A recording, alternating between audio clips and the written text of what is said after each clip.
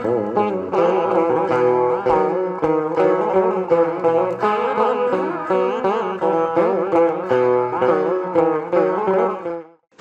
లెక్కించేందుకు పూర్వీకులు ఉపయోగించిన అనేక సాధనాల్లో సూర్య గడియారం ఒకటి.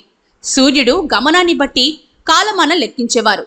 మొదట్లో నీడతో మొదలైన ఈ సూర్య గడియారం ఆ తర్వాత రాజభవనాలు, ఇళ్లల్లో పైకప్పుల నుంచి పడే వెలుతురు ఆధారంగా లెక్కించే శాస్త్రం పుట్టింది. దీనిలో విశేషం ఏంటంటే సూర్యగమనం ఏ రాశిలో ఉన్నప్పటికీ, ఏ దిక్కులో ఉన్నప్పటికీ దానికి అనుగుణంగా పైకప్పులో సూర్యరశ్మి నేలపై పడే విధంగా చేయడం. ఇదే ప్రాచీన కాలంలో శిల్పులు అనితర సాధ్యమైన నైపుణ్యం.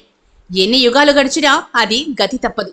దేవాలయాలు, మసీదులు, చర్చిలు, రాజభవనాలు, ఇళ్లు ఇలా ప్రాచీన కాలంలో నిర్మించిన భవనాల్లో ఇలాంటి సూర్య గడియారాలు ఉన్నాయి.